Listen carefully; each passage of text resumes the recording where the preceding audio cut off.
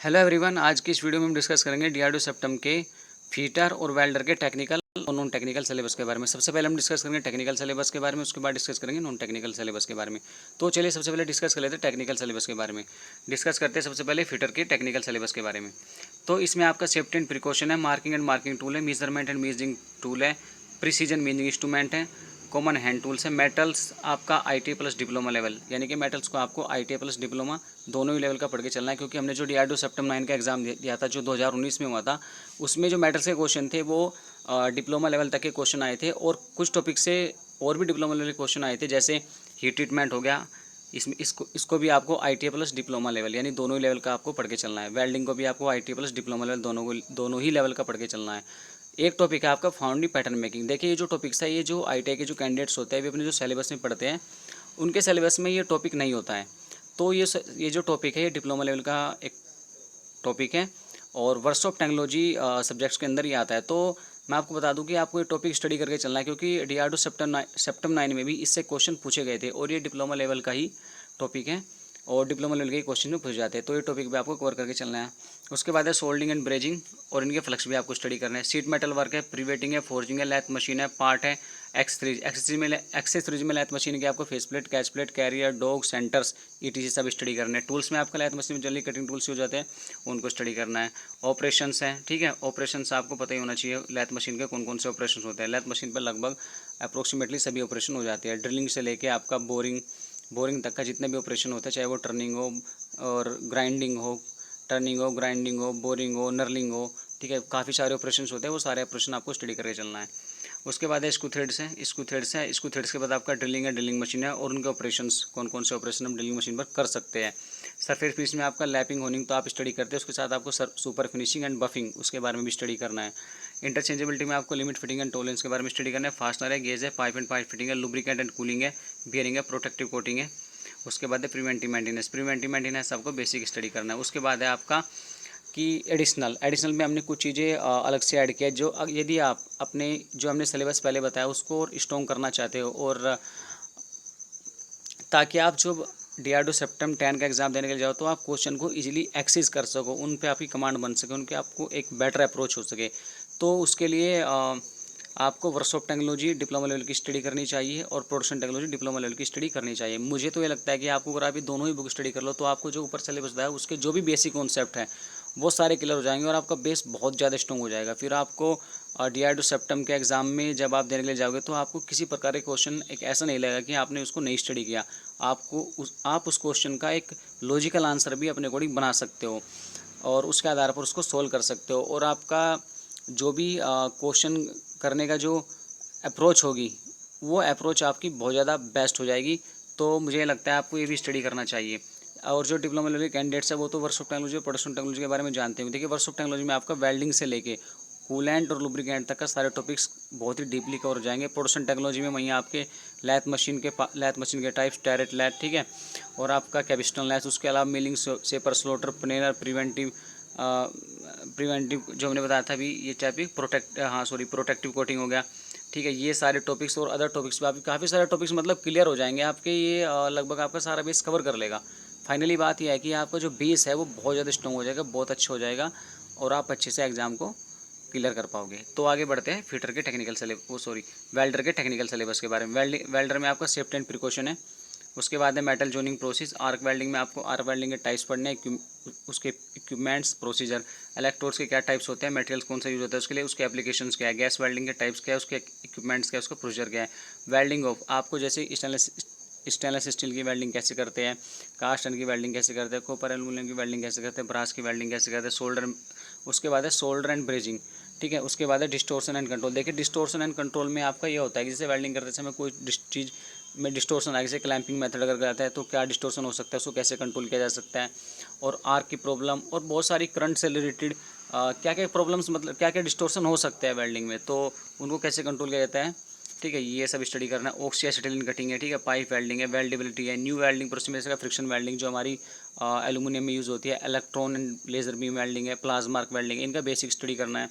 Hard facing है, welding defects आपको internal external दोनों ही डिफेक्ट्स स्टडी करने हैं, ठीक है। Inspection and testing, X rays Y rays तक का आपको सारी टेस्टिंग और अल्ट्रासोनिक टेस्ट तक का सारा कुछ स्टडी करके चलना है, क्योंकि वेल्डिंग डिफेक्ट्स इंस्पेक्शन टेस्टिंग से क्वेश्चंस आते हैं और ये सारे सिलेबस आपके लिए इंपॉर्टेंट है, तो इसे अच्छे से स्टडी करना है। उसके बाद एक एडिशनल, देखिए जो वेल्डर्स वाले कैंडिडेट्स हैं उनको अपना अगर बेस स्ट्रॉन्ग करना है, और मुझे ये लगता है कि जो आपका एग्ज़ाम आता है उस एग्ज़ाम में डिप्लोमा लेवल तक के क्वेश्चंस आ जाते हैं, तो आपको उसके लिए वर्कशॉप टेक्नोलॉजी डिप्लोमा लेवल की बुक्स पढ़नी चाहिए, क्योंकि वर्कशॉप टेक्नोलॉजी अगर आप बुक्स पढ़ोगे तो उसमें आपको वेल्डिंग का जो पोर्शन है वो लगभग अप्रोक्सीमेटली उसका बेसिक बहुत अच्छे से क्लियर हो जाएगा, और फिर आपकी जो क्वेश्चनों पे अप्रोच है वो बहुत अच्छी बन जाएगी, कमांड बन जाएगी क्वेश्चनों पर आपकी, और आपका बेस काफ़ी स्ट्रॉन्ग हो जाएगा। तो अगर आप चाहते हैं तो वर्कशॉप टेक्नोलॉजी आप डिप्लोमा लेवल की पढ़ सकते हैं, और काफ़ी अच्छी बुक्स हैं, आपके सारे टॉपिक्स को ईजिली कवर कर देगी। तो ये तो था आपका टेक्निकल सिलेबस फिटर और वेल्डर के बारे में। अब बात करते हैं नॉन टेक्निकल सिलेबस के बारे में। तो नॉन टेक्निकल सिलेबस में सबसे पहले बात करते हैं इंग्लिश के बारे में। इंग्लिश से आपका आर्टिकल है, प्रीपोजिशन है, कंजक्शन है, सिनोनिम्स है, एंटोनिम्स है, टेंस। टेंस में टेंस के टाइप्स हो गया। टेंस के टाइप जो हम जनरली पढ़ते हैं, present indefinite, past indefinite, future indefinite. इसके अलावा आपको इंपेरेटिव, एक्सक्लेमेटरी, ऑप्टेटिव सेंटेंस भी पढ़ के चलना है, क्योंकि इनसे क्वेश्चन आते हैं। मॉडल्स में आपको कैन, कुड, मे, माइट, ये तो पढ़ती, ये सब आपको स्टडी करके चलना है। सब्जेक्ट वर्ब एग्रीमेंट है, सब्जेक्ट के अकॉर्डिंग वर्ब कौन सी यूज होगी, ठीक है, ये भी आपको पढ़ के चलना है। उसके बाद है active, passive and direct, indirect. इससे 100% क्वेश्चन आते हैं, टॉपिक्स ऐसे है इनसे क्वेश्चन आएंगे। एक्टिव, पैसिव, डायरेक्ट, इनडायरेक्ट आपको सोल्व करके चलना है अच्छे से, इनको चेंज करके अच्छे से देखना है इनका, ठीक है। उसके बाद active, passive and direct, indirect हम जर्नली जो सेंटेंस की चेंज करके देखते हैं, जिसमें हमारा प्रेजेंट इंडेफिनिट, पास्ट इंडेफिनिट ये तो होती है, लेकिन इसके अलावा आपको इंपेरेटिव, एक्सक्लेमेटरी, ऑप्टेटिव, इन सेंटेंस की भी एक्टिव, पैसिव, डायरेक्ट, इनडायरेक्ट बना के देखनी है, क्योंकि इनसे क्वेश्चंस आते हैं। उसके बाद इडियम फ्रेजेस है, वन वर्ड सब्स्टिट्यूशन है, fill in the blanks with appropriate word है। देखिए इसके लिए आपको अपनी वोकैबुलरी पे कमांड बनाना है, अपनी वोकैबुलरी को स्ट्रॉन्ग कीजिए, ठीक है, ज़्यादा ज़्यादा रीडिंग कीजिए और वर्डों के सिनोनिम्स को देखने का प्रयास कीजिए। उसके बाद reordering sentence and paragraph. Reordering sentence paragraph में आपको तो सेंटेंस दे देंगे, पैराग्राफ दिया जाएगा, उसको आपको रीऑर्डर करना है। उसके बाद स्पेलिंग टेस्ट, कोई भी 4 वर्ड दिए जाएंगे, उसमें से एक वर्ड्स आपको सही चूज़ करके उसका आंसर देना है। उसके बाद एक कॉम्प्रीहेंशन आपका नहीं आएगा, इसको आप छोड़ सकते हैं, अगर आप चाहे तो उसको स्टडी करते हैं, वैसे ये इतना इंपॉर्टेंट टॉपिक नहीं है। उसके बाद बढ़ते हैं मैथमेटिक्स की। मैथमेटिक्स में आपका नंबर सिस्टम है, सिंप्लीफिकेशन है, परसेंटेज है, प्रॉफिट एंड लॉस है, एवरेज एंड रेशियो है, एसआई एंड सीआई है, वर्क एंड टाइम है, टाइम एंड डिस्टेंस है, एलसीएम एंड एचसीएफ है, ट्रिग्नोमेट्रिक फॉर्मूला एंड रेशियो है, अलजेब्रिक फॉर्मूला एंड फैक्टर है, क्वाड्रेटिक इक्वेशन है, एरिया ऑफ प्लेन फिगर है, मेंसुरेशन है, एज प्रॉब्लम है, मिक्सचर एंड एलिगेटर्स है, पार्टनरशिप, प्रोबेबिलिटी है। तो ये था मैथमेटिक्स का सिलेबस। उसके बाद बात करते हैं रीजनिंग की। रीजनिंग को हमने 2 पार्ट में डिवाइड किया है, एक है वर्बल पार्ट, एक है नॉन वर्बल पार्ट। सबसे पहले डिस्कस कर लेते हैं वर्बल पार्ट के बारे में। वर्बल पार्ट में आपका है coding and decoding, analogy test, classification, English alphabet test, series. ये ऊपर के जो चार टॉपिक्स है ये बहुत इंपॉर्टेंट है, इनको आपको अच्छे से स्टडी करना है। सीरीज में आपका अल्फ़ान्यूमेरिक सीरीज आप 100% अच्छे से स्टडी कर लीजिए, इसके क्वेश्चन आते ही आते हैं।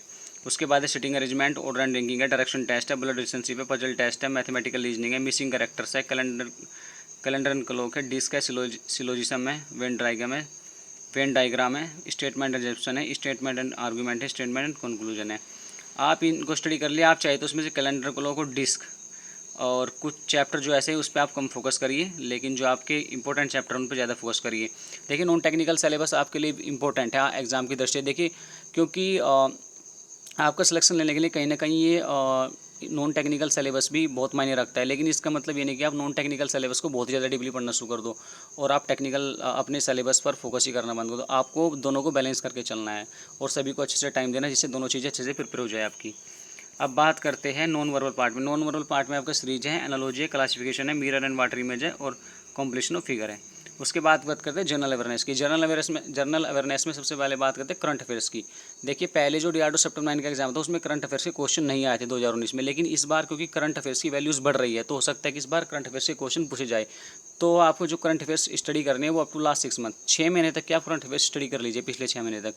अगर आप पिछले 6 महीने की नहीं करना चाहते तो कम से कम 3 मंथ की तो करके जाइए, उससे भी आपको कुछ ना कुछ क्वेश्चन मिल जाएंगे। पर मैं तो ये कहता हूँ कि आप कम से कम 6 महीने की करंट अफेयर्स पढ़ के चलिए, उससे आपको फिर किसी पर कोई डाउट नहीं रहेगा और लगभग आपके क्वेश्चन कवर हो जाएंगे। हमने जनरल अवेयरनेस को 4 पार्ट्स में डिवाइड किया, history, geography, polity and economy. तो सेपरेट वाइज उनके टॉपिक के बारे में स्टडी करते हैं। हिस्ट्री में आपका हड़प्पा और इंडो सिविलाइजेशन, जिसे हम हड़प्पा सभ्यता और सिंधु घाटी सभ्यता कहते हैं। उसके बाद religious movement, Buddhism and Jainism है, मौर्य पीरियड है, गुप्त पीरियड है, सल्तनत पीरियड है, दिल्ली सल्तनत है, मुगल पीरियड है, ब्रिटिश पीरियड में आपका गवर्नर जनरल एंड वाइसरॉय, इन्होंने जो काम किए और कौन से रिफॉर्म एक्ट्स इनके टाइम में आए उनके बारे में स्टडी करना है। इंडियन फ्रीडम स्ट्रगल है, द गांधी जी के टाइम में कौन कौन से आंदोलन उसके बारे में स्टडी करना है। ज्योग्राफी में आपका प्लेनेट एंड सैटेलाइट है ओशन एंड अर्थ है, biosphere, lithosphere and hydrosphere, latitude and longitude, atmosphere, wind and clouds, island है, अर्थक्वेक एंड वोल्केनोज है, एग्रीकल्चर एंड मिनरल्स है, मेजर इंडस्ट्रीज है, फॉरेस्ट एंड डिजर्ट है, power resources of India, transport, river and road है, wild life sanctuaries and national park है, map lines है, important tribes है, national organisation है। पॉलिटी में आपको केवल कॉन्स्टिट्यूशन से क्वेश्चन आएंगे, इसके अलावा क्वेश्चन नहीं आएंगे। कॉन्स्टिट्यूशन में आपका कुछ कॉन्स्टिट्यूशन के important pass, important article, schedule, source of constitution, जैसे आपका फंडामेंटल ड्यूटीज़ कहाँ से ली गई है, फंडामेंटल राइट्स कहाँ से ली गई है। ठीक है, अब बात कर फंडामेंटल ड्यूटीज़ कितनी होती है, फंडामेंटल राइट कितनी होती है, कौन कौन सी होती है, उनको स्टडी करना है। Special feature of constitution amendments आपको केवल वही स्टडी करना है जो इंपॉर्टेंट हो।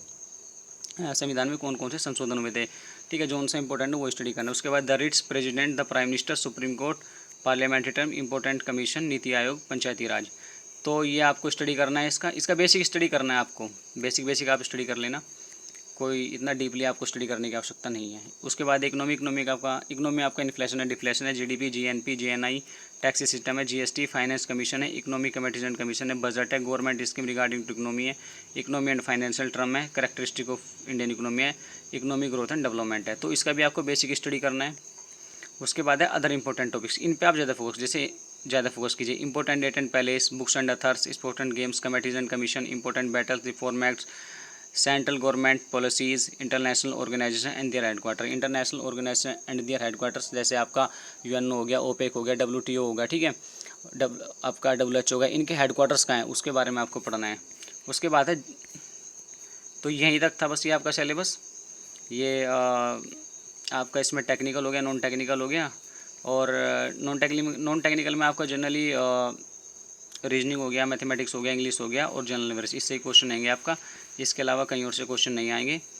तो ये आप स्टडी कर लीजिए अच्छे से, ये सारे टॉपिक्स आप चाहे तो नोट डाउन कर सकते हैं, चाहे आप इनका स्क्रीनशॉट ले सकते हैं। और मुझे लगता है कि हमने इसमें लगभग सभी टॉपिक्स को अच्छे से कवर किया हुआ है। तो ये एक आपका बेस्ट सिलेबस है और आप अच्छे से अपने सिलेबस को स्टडी करिए। आप नॉन टेक्निकल और टेक्निकल का ऐसा बैलेंस बनाइए ताकि दोनों को ही आप बैलेंस करके चले, क्योंकि देखिए मोस्टली कैंडिडेट्स जो होते हैं वो टेक्निकल पार्ट को इजीली कवर कर लेते हैं, उसके बाद बात आती है नॉन टेक्निकल की। तो कहीं ना कहीं ये भी एक चांस है कि हम नॉन टेक्निकल में अगर थोड़ा अच्छा कर जाए तो कहीं ना कहीं ये भी हमारे एक सिलेक्शन का पार्ट बन जाता है। तो दोनों ही चीज़ें इंपॉर्टेंट है, किसी भी चीज़ को ये नहीं कहा जा सकता कि कोई भी चीज़ इंपॉर्टेंट नहीं है, दोनों इंपॉर्टेंट है। और किसी भी टॉपिक को ये नहीं कहा जा सकता कोई एक ही टॉपिक इंपॉर्टेंट है। हाँ, एग्जाम की दृष्टि से सभी टॉपिक्स इंपॉर्टेंट होते हैं और हमें सभी टॉपिक्स की प्रैक्टिस करनी चाहिए। और जब हम ज़्यादा टॉपिक की प्रैक्टिस करेंगे और अच्छे से प्रैक्टिस करेंगे उससे कॉन्फिडेंस लेवल भी बढ़ता है। अगर आप टॉपिक छोड़ के चलोगे तो आपका कॉन्फिडेंस लेवल भी नहीं बढ़ेगा, फिर आपको लगेगा यार पता नहीं क्वेश्चन कहाँ से है। तो जब आप अप्रोक्सीमेटली सभी टॉपिक्स कवर कर लोगे फिर आपको किसी प्रकार के टॉपिक से कहीं से भी क्वेश्चन आएगा तो कोई डर नहीं रहेगा, आप इजीली उसको सोल्व कर पाओगे और उसका एग्जैक्ट आंसर आप निकाल पाओगे। तो मुझे लगता है कि आपको लगभग सभी टॉपिक्स से स्टडी करने चाहिए, चाहे वो नॉन टेक्निकल हो टेक्निकल हो, और किसी भी टॉपिक्स को आपको छोड़ के नहीं चलना चाहिए, उसके रिलेटेड भी आपको टॉपिक्स पढ़ लेने चाहिए। तो ये था आज की वीडियो में एक सिलेबस, काफ़ी इंपॉर्टेंट है आप सबके लिए। तो आज की वीडियो में बस इतना ही, तब तक के लिए wish you all the best, thank you.